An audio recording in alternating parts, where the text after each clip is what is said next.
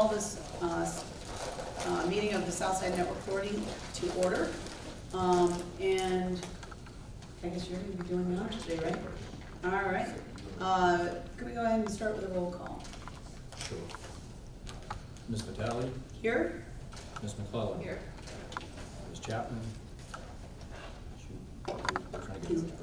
Mr. Moore? Here. Ms. Wilson? Here. Ms. Fitzpatrick? She's online. Here. Ms. Weitzel? Here. Mr. Jerku? Here.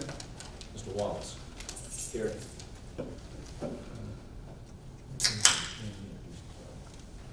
I think now. Okay, sounds good. All right, so look, we're welcoming Mr. Cliff Hayes, who's the newly named CIO for the city of Portsmouth. And welcome. He's going to be taking care of his paperwork so that he can become a member in good standing and vote. And really looking forward to having you on the board. This is actually a great meeting because we're going to do a review of some of the projects, and I think it'll allow you to catch up really fast. Thanks. Yep. All right. So first thing, we're going to go ahead and do the approval of the agenda. So do I have a motion to approve the agenda as written? Move to approve. All right, thank you very much. All in favor, say aye. Aye. Any opposed? All right, moving on to public comments. Are there any public comments? No.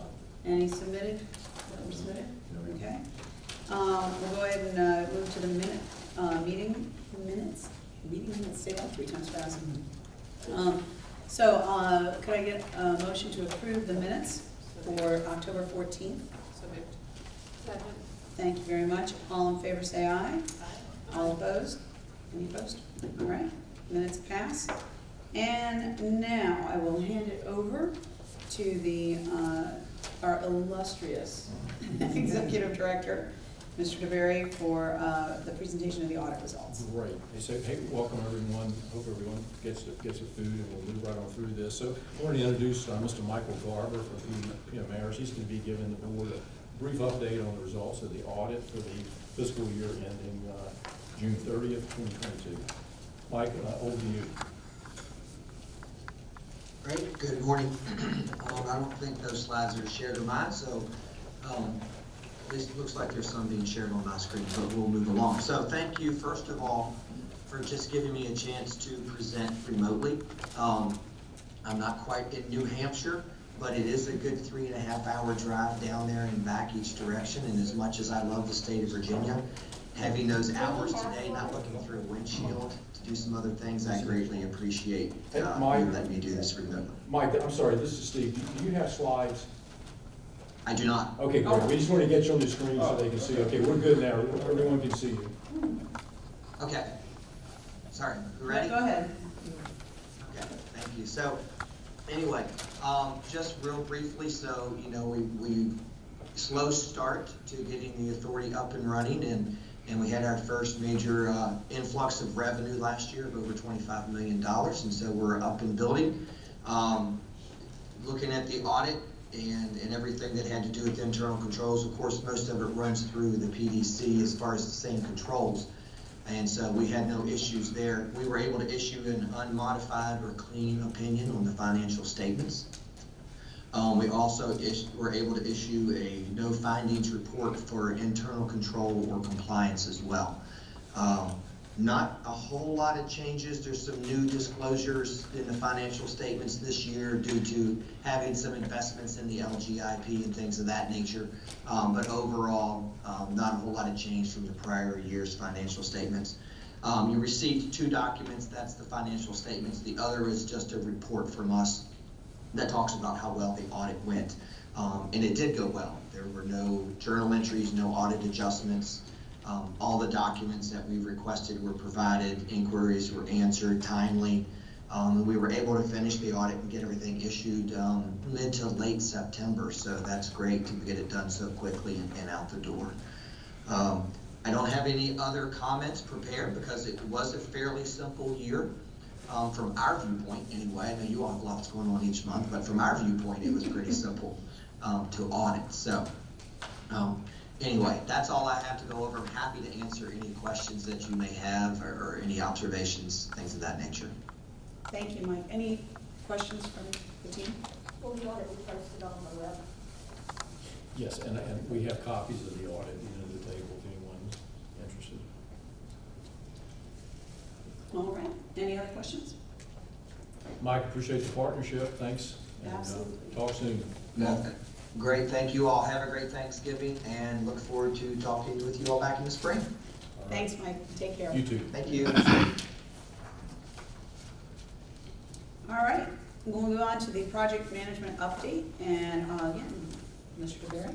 Okay, we'll wait for the slides to tee up. So look, while he's pulling up the slides, I just wanted to, tell the board, I thought last time I didn't do a great job of laying out what I think was a good story in the storyboard, and left you hanging a little bit with regards to whether we had enough, money, how assets and finances are going. We have a good news story. Particularly the last 2.5 weeks, with support from Deputy City Manager Weitzel. She helped Matt and I. We really scrubbed the books, went through every line item, and I think we have a good news story to tell you. What I wanted to do, though, because we have Cliff's here, Ms. Chapman is new. I wanted to take. I've got about 8 slides. It'll take me 10 minutes, but I think I really need to do a quick review of the projects that we discussed, because I think that's where I did not do a great job of tying and linking the dots. And so I want to take just a minute and go through those. If you'll let me get through the slides for questions, I think that it'll be a story, and then at the end there'll be time for questions as we go through this. So what I wanted to quickly do is go through our project permitting status, which drives our construction. Talk a little bit again about the Chesapeake Co-Bill, the Portsmouth in kind, how the puts and takes affect the construction contract with Vanilla. This is when Ms. Weitzel helped us a lot. We have a 1-pager that kind of shows the pluses and minuses. I think provides a very simple budget snapshot. And I'll flash this up here if you're interested. We'll go through it, but Matt and I performed a pretty significant cash flow analysis that looks out through 25, just to let you see that we've done our due diligence. The numbers are there, and backup is there. So this is our permit submission timeline. Any project permitting is the long pole in the tent, but we're making significant progress on this. So what I wanted to say up front, as you know, Danilo began the first phase of construction in Portsmouth the week of October 17th. That's about 8 miles of conduit. It's going well, as you can imagine. You always run into things, but they've been a great partner working with the city of Portsmouth.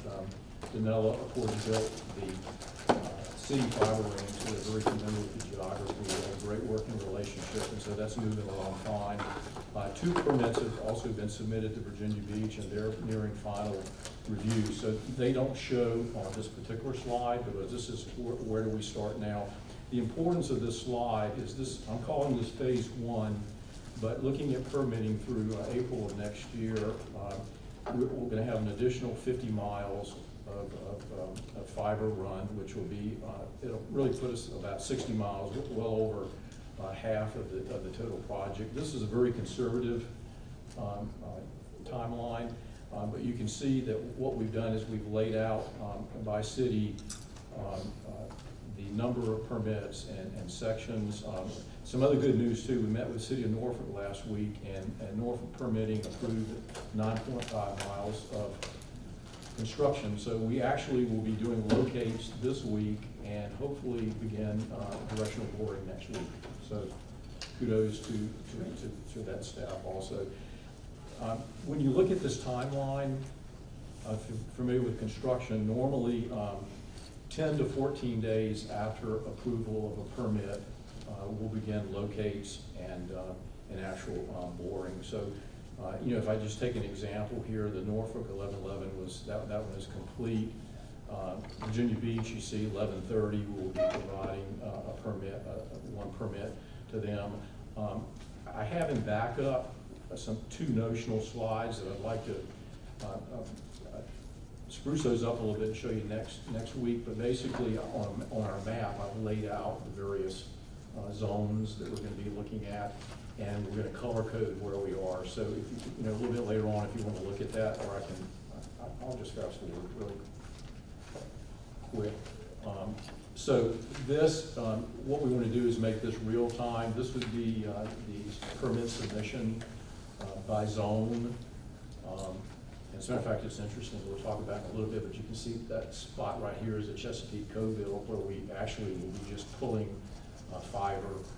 And then the next slide, that'll be really showing what we're actually doing. You can see in construction at the top, that's where we're actually building in Portsmouth, and then you can see it says Norfolk, that yellow line says ready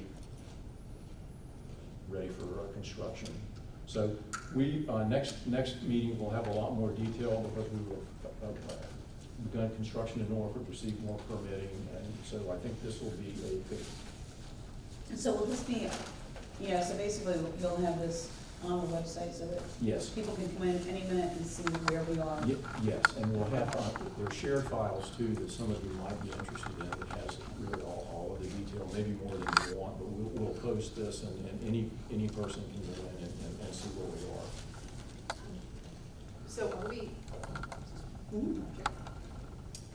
Stephen, the connection to the actual cables to the hotel or whatever we're calling it, is that, where is that on the, was that Okay. yellow there? It is not, so the six permits that we're working with Virginia Beach on, they're 1 mile each. But each city does things differently. Virginia Beach requires a permit for each mile.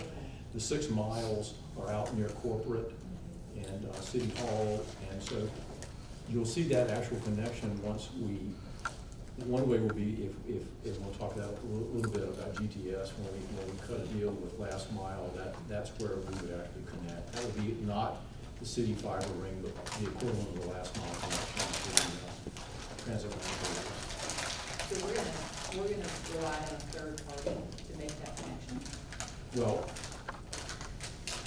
We'll talk about that. Why don't we talk about that in minutes? sure. Okay. We'll table that one, yeah, okay. Okay. So, this chart also is very important to Danella. Danella has 2 crews on the ground in Portsmouth. They're gonna put 2 in Norfolk, but they've committed up to 10 crews. So it's really now us feeding them. And so, this is important to Danella. They can begin to work out their mobilization plan.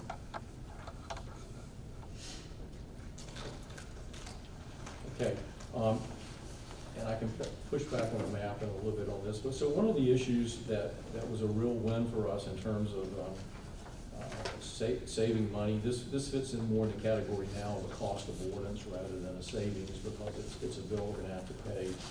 But if you were to go back, and so if you remember, we awarded a construction contract to Danella for $24.5 million. Had we awarded the Chesapeake, what we're calling Chesapeake Co-Bill, had we awarded that portion of the contract to Danella based on extrapolating their pricing, it would have been $2.4 million more than what we would have paid Danella to do that. So that's the actual cost avoidance of the Chesapeake Co-Bill, which, if you remember, it's about 18 miles on Military Highway from their ops center up to City Hall, and then there's a couple miles between Suffolk and Portsmouth. We talked last week that the Southside Network Authority share of those co-bill costs would be about $1.7 million. So from an accounting perspective, we really have a cost avoidance of almost $700,000 through value engineering. And even to go back further, between the 30% design and the 50% design, we cut another $1 million off the price. So this is sort of a win-win. But I just wanted to make sure everybody understood the math on that and how it evolved. We took where the confusion came is we took that portion of the construction out of the contract bid, and the contract bid only included the handholds and pulling the fiber through the conduit that we will purchase from the city of Chesapeake. Any questions? The apportionment in kind is a true cost savings to the authority. It helps generate an asset that I'm going to show you a little in 3 or 4 slides. But by working the code bill with City of Portsmouth, we're able to pull out $2.6 million in construction costs from the Danella contract. And we went through the detail on that last meeting, but in doing an engineering study, we determined that the Portsmouth in-kind value was $1.3 million. That's actually what they paid Danella in their city institutional fiber ring to build that portion of the network. Now, because we're using City of Portsmouth conduit and we get 2 inches, we only want to pull fiber once, and instead of putting 288 strands in that we talked about, we're going to put in 864 strands so that we're done for the foreseeable future on that. So that would add about $190,000 in cost back to the county.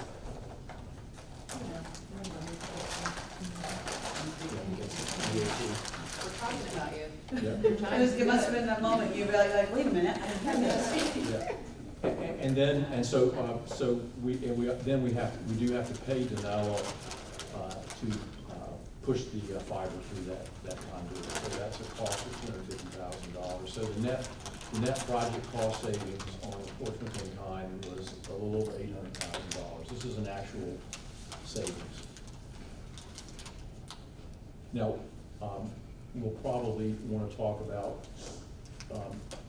whether we want to go ahead and approve that, because at some point in time, we'll have to go to Portsmouth City Council for approval. But again, a real savings of about $800,000. Okay, so how do these puts and takes affect the Danella change order? Of course, Danella is our construction agent. The original construction contract value, as we said, is about $24.5 million. We're upgrading the regional connectivity ring to Corning fiber. Danella proposed Sterlite was in there, which is a good brand, but Corning is the gold standard. This is a 50-year project. We're not going to go cheap there and have issues down the road. Not that Sterlite's not a good company, but Corning has a 50-year, proof of concept out there. So that adds about $275,000 to the project. Then we delete what we just talked about for the Portsmouth in kind. We delete the $2.6 million in cost. Then we add back the upgrade to the 864 strand and actually pulling the fiber. So this, in effect, reduces the original Danella contract bid from $24.5 million to about $22.7 million. Okay? So that creates a bit of an asset. Now, this is where, and you've got a copy, maybe easier to read from your page, but this is where we work with Ms. Weitzel and basically try to put all of this on one page to show you where we are as an authority. So, original construction contract, and you can see we added in the fiber cost. The Western Freeway Bridge is the Portsmouth in kind, Norfolk Bridge. That's a net savings of $2.1 million.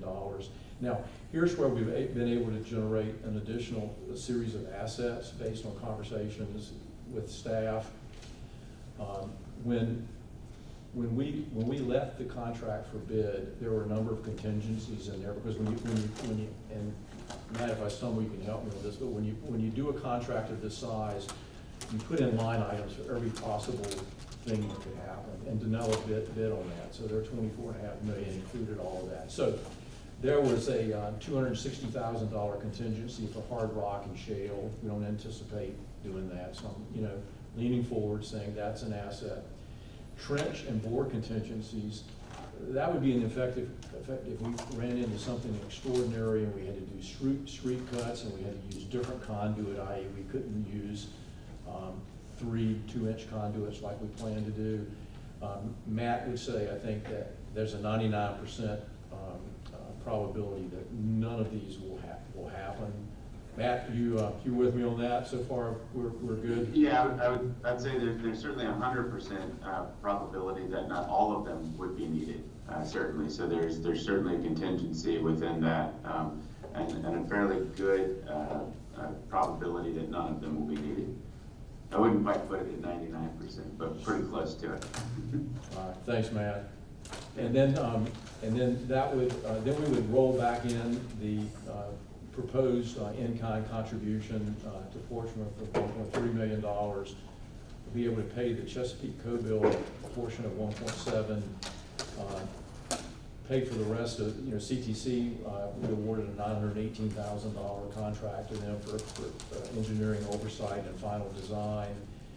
There's some permitting fees in there, city fees, and also potential for railroad crossing and others. So we put that we left that 160,000 in there. So we're estimating the total project cost of about $25.4 million. We received $25 million from the 5 cities. We anticipate interest earnings of about $735,000 over life, and we can show you the timeline for that. So that actually gives us income of about $25.7 million, which, if you compare that with project cost, would provide us with an asset of about a third of $1 million. Now, that said, I wanted to provide you good news. I think we're 99% sure that we're in good shape there, but stuff happens in a construction contract. It crosses 37 railroads, bridges, and whatnot. So working with Catherine, what we're throwing out there, and that's would be for the conversation, is we're cutting it, what I say is fairly razor thin, and I don't want to come back and ask again. The question would be, or the debate would be, if the authority wants to authorize 10% contingency, which would equal out to about $500,000 per city, rough numbers. What we did was we took the asset of $330,000, and that plus the $2.2 million would provide us 10% contingency. Now, you don't have to do it. It's just, we don't know whether that,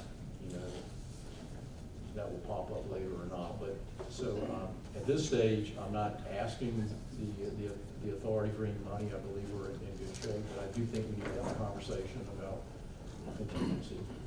So I would say if we could table that conversation until after the closed session, that would probably be better. Because I think we have some information to discuss. So, is that, everybody okay with that?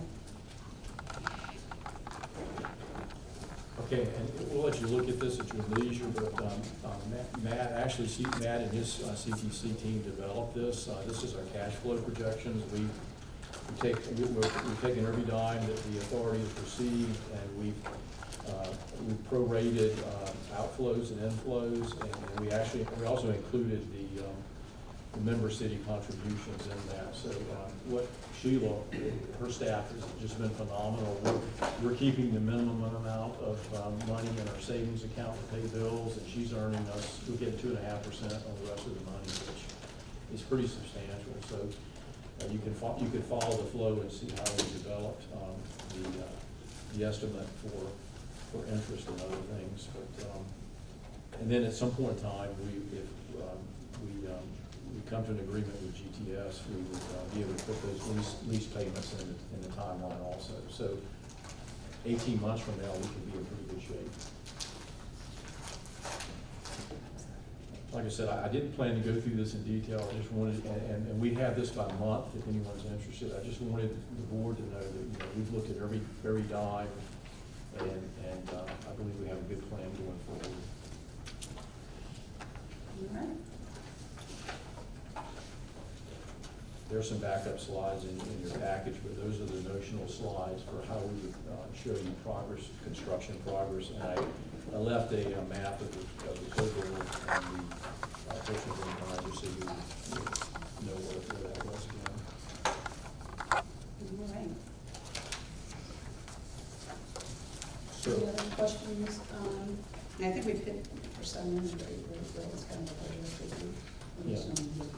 And again, had to go over again, we would have presented it to the board this way and would have had more clarity. But Catherine, appreciate your support, asking some hard questions. And Matt, anything that you wanted to add for the board from your perspective, having lots of experience in this area? No, I think you laid it out nicely. Well, I guess the one thing I would add is just around the contingency is, this is a construction project that's a little different than building a building. Because the construction site itself is something that sort of evolves in terms of our understanding as the work gets done, meaning underground utilities and things like that. There's always factors that pop up. We try to build in conservative estimates and conservative numbers at all levels to establish the contract pricing with Manila. But things come up, right? And so what's been presented is really our best projection as to how things are going to lay out. And as Stephen showed, it's pretty tight in the end, right? We think we're going to get it done right in with just a slight cushion, but to the extent that we all like to feel a little better about the ability for the authority to kind of move in an agile way as things pop up. That's, I think, where that contingency could be useful. There's always changes, but some of them could be for the better. We just don't know what direction that's going to head.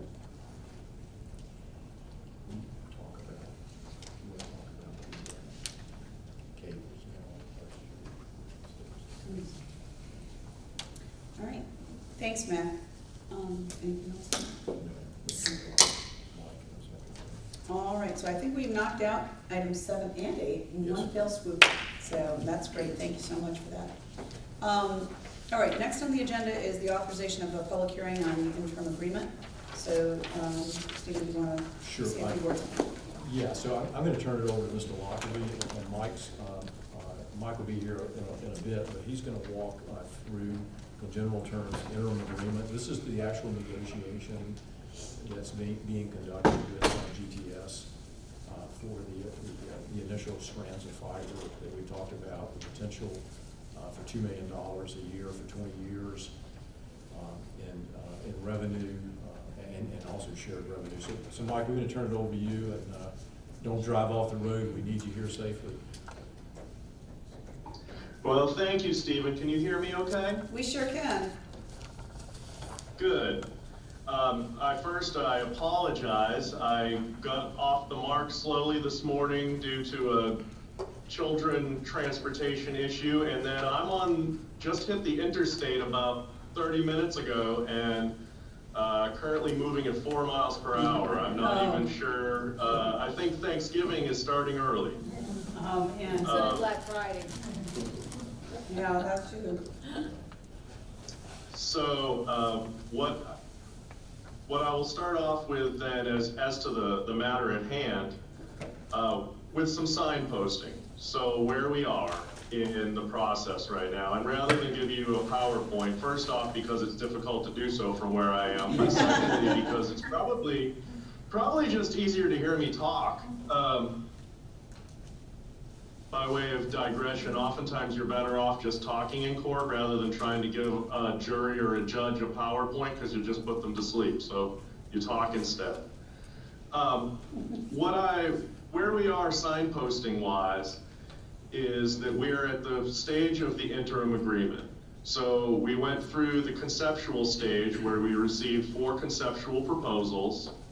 And those conceptual proposals covered the design, build, finance, operate, manage, and commercialize aspects of doing our project. Due to just the fortuitous existence of the ARPA program, getting the state and local fiscal stability funds, we were able to self-fund this project and to contract it out using traditional construction contracting. And that was just a fortuitous thing that is, I think, a blessing to all. So we took off the table the design build, a good chunk of the finance, and I'll get to why I say a good chunk rather than all of it, as well as the operate and manage and commercialize. We were able, and as well as a good chunk of the financing. So we no longer have to deal with the D, B, and most of the F. Operate, manage, and commercialize were still things that were out there that we needed to deal with, and that we still do need to deal with. After the conceptual stage, we decided that we were going to enter the detail stage of negotiation with Global Technical Systems. And they brought in as a financing partner, Smart City Capital, who I think most of you are generally familiar with. So we went through the detail phase of negotiation with the GTS SCC consortium, and they are going to be a consortium. We have now gotten to the stage where we have a draft interim agreement. Now, the function of an interim agreement is not to govern the long-term relationship of the parties. It's instead to lay out a list of contingencies that need to be worked through, first off. And some of those contingencies are things that are factual. We don't know what these facts may be, and we still need to investigate these things. Some of the contingencies are things that you still need to agree on, and there are several things that still need to be agreed on, and those of you who waded through the details of that agreement saw the clause that lays out contingencies. Subsequent to sending that agreement to you last Thursday, I had another very lengthy conference call with GTS and their attorneys, and I'll get to that in a moment. But I had a long conversation with them where we went through and identified some other contingencies that are partially things on which we still need to agree, and partially things where we just need to know more information before we can agree. So what's been a great benefit in getting this deal to where it is right now is that GTS and Smart City Capital retained a very good and knowledgeable team of lawyers with whom I've been able to build a strong relationship and work through issues in an honest and forthright manner, and I really appreciate that. That was a great move on their part, and I think also a benefit to us. To go down to the details of the generalized parameters of the agreement at the interim stage, what we're looking toward is that we will lease to them basically lease to them 96 strands of our 119.4 strand ring.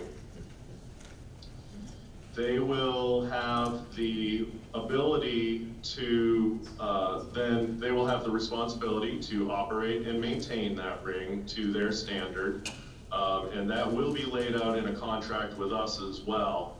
But it does mean that we're not in the position of trying to create a authority fiber optic department with road crews and things. It means that we're working with them, and if there is a failure on that front, it becomes something that's really their responsibility rather than ours, or at least their fault.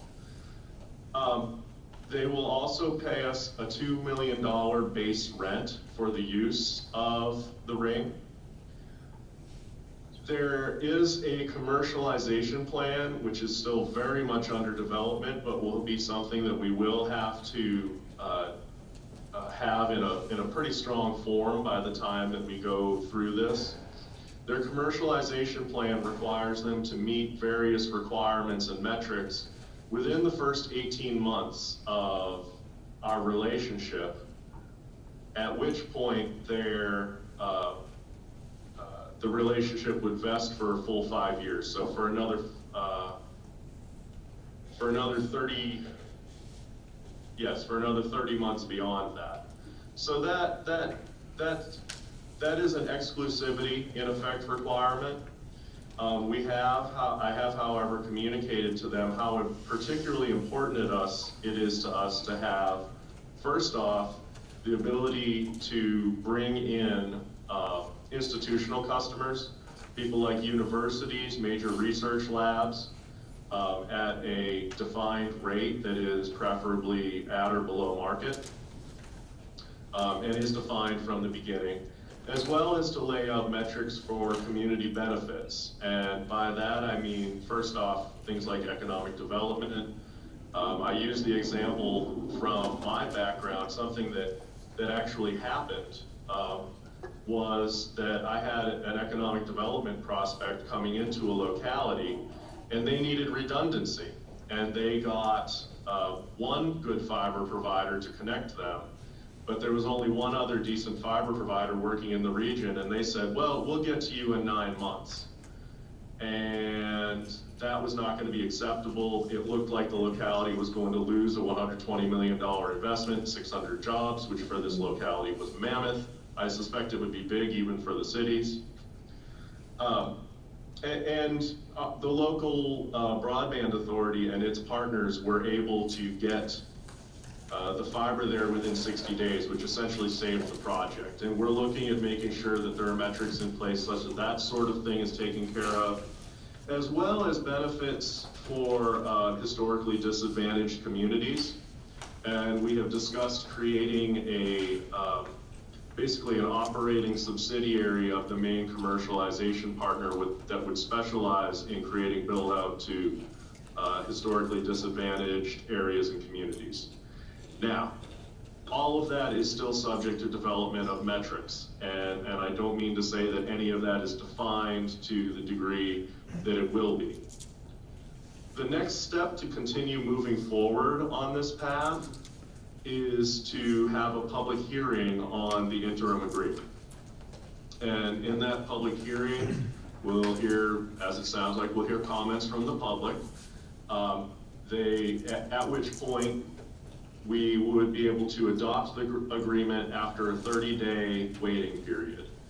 I think my suggestion would be that we move forward with that public hearing at the December 9th, I believe it's December 9th, meeting of the authority board, which would put us in the position to consider whether to do an adoption of the interim agreement on our meeting, I believe on January 13th.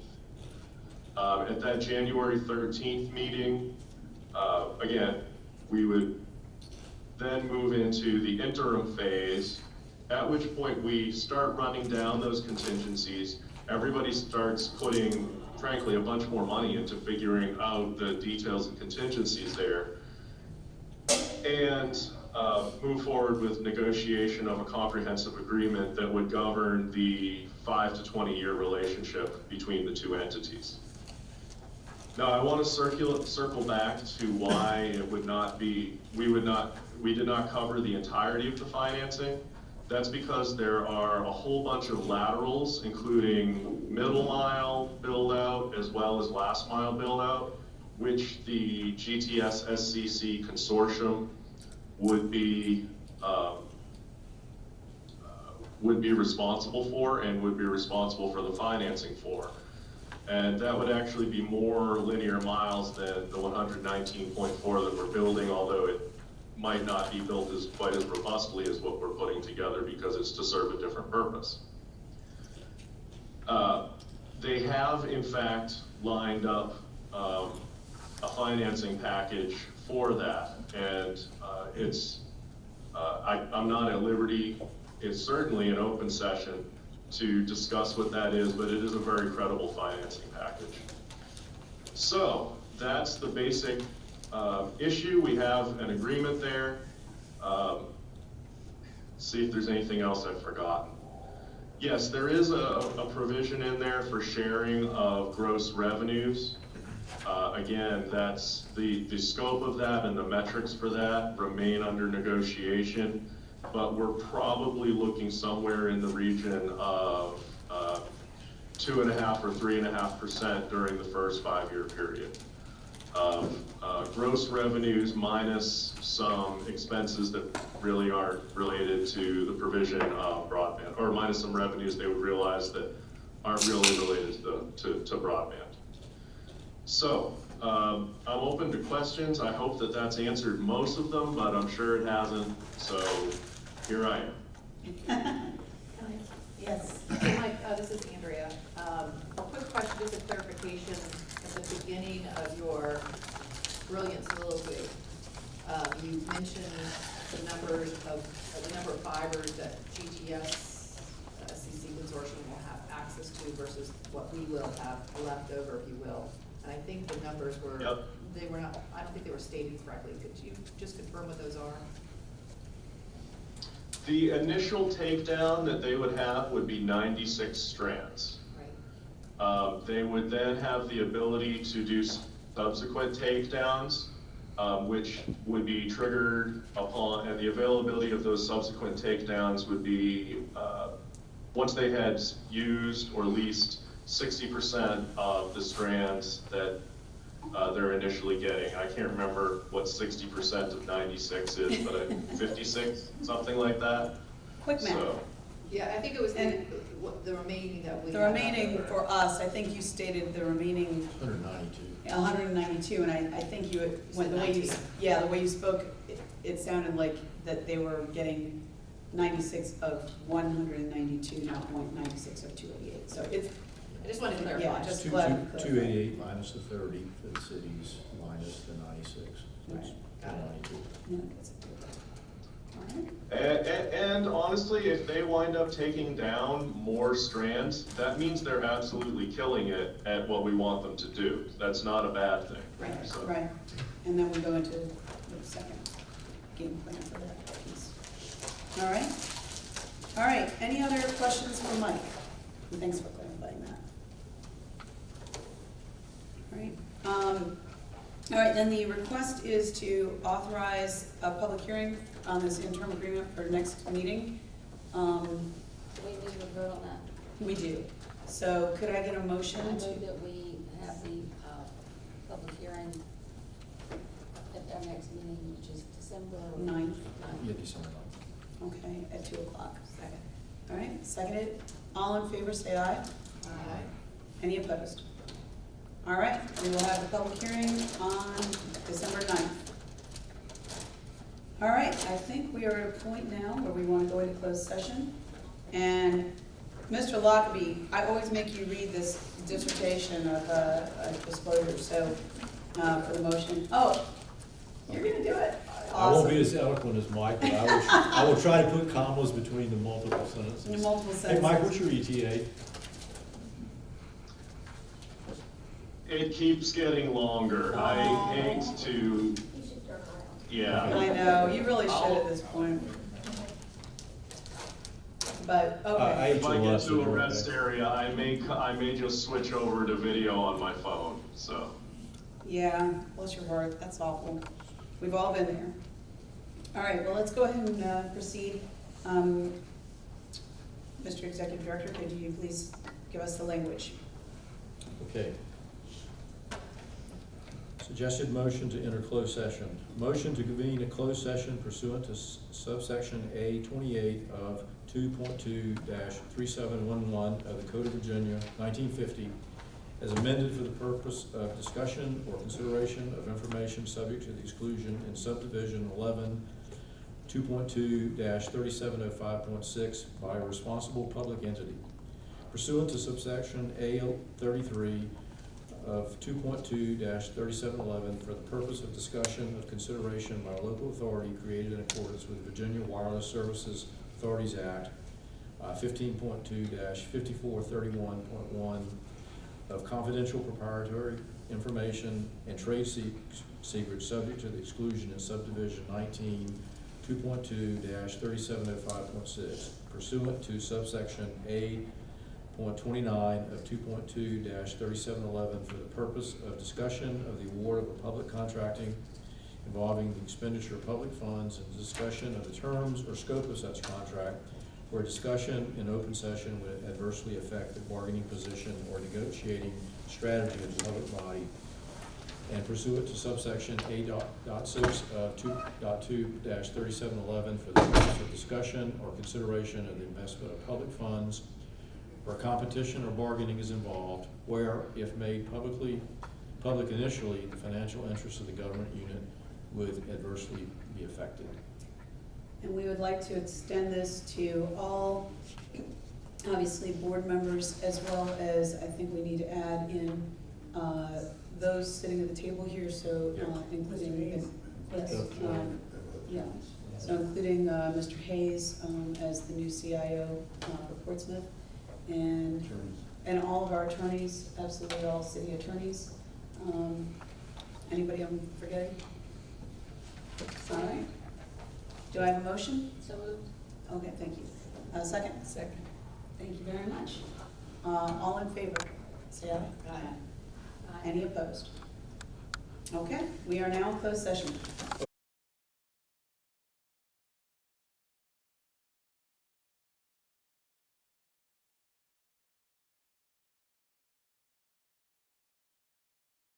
So, Mr. DeBerry, please read language. Suggested motion to exit closed session. Motion to reconvene in open session and to certify by roll call vote pursuant to subsection D of 2.2-3712 of the Code of Virginia that only public business matters lawfully exempted from the open meeting requirements of the Freedom of Information Act, and only such public business matters as were identified in the motion by which the closed session was convened were heard, discussed, or considered in the closed session. Do I have a motion, please? So moved. And a second? Second. All right, roll call vote, please. Ms. Vitale, Yes. Ms. McClellan, Yes. Ms. Chapman, Yes. Mr. Moore, Yes. Ms. Wilson. Yes. All right, motion passes, and we are now, I think, at the point of old or new business. Anyone have any old or new business to discuss? We just got a quick turnaround for the 9th. We got a lot. Yeah, it was a quick turnaround, that's right. So our next meeting will be on 9 December. We have quite a few action items for that meeting, and look forward to seeing you at 2 o'clock on the 9th.